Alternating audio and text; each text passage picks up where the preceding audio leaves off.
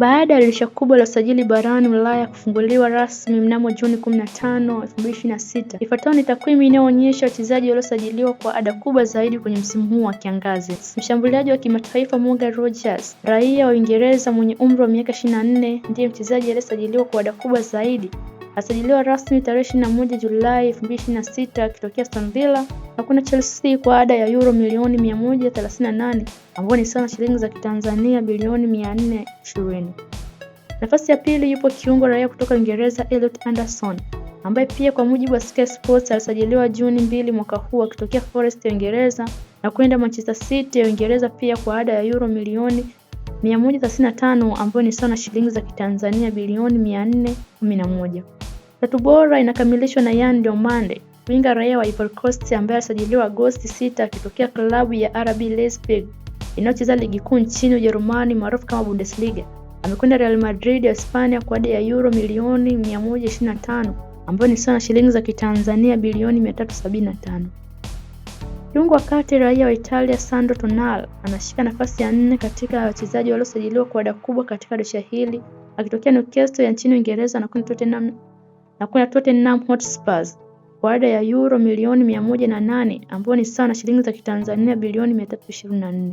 Mateus Fernandes ndiye aliyefunga tano bora ya wachezaji waliosajiliwa kwa ada kubwa akitokea West Ham na kwenda Tottenham Hotspur kwa ada ya euro milioni 99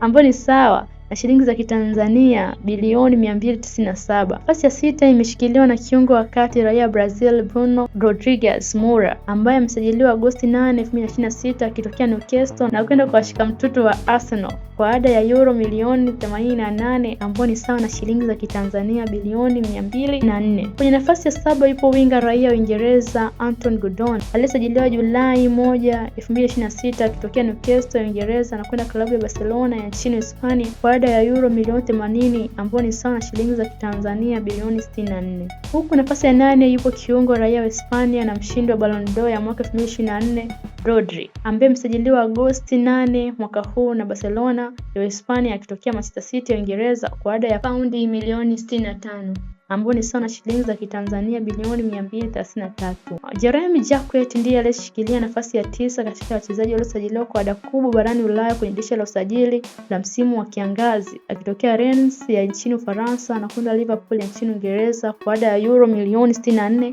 ambayo ni sawa na shilingi za Kitanzania bilioni 192. Na 10 bora ya wachezaji waliosajiliwa kwa ada kubwa katika dirisha hili la usajili linakamilishwa na beki wa kati raia wa Ufaransa Maxime Lacroix ambaye amesalia katika ligi kuu ya Uingereza akisajiliwa kutoka Crystal Palace na kwenda Chelsea kwa ada ya euro milioni 61 ambayo ni sawa na shilingi za Kitanzania bilioni 183.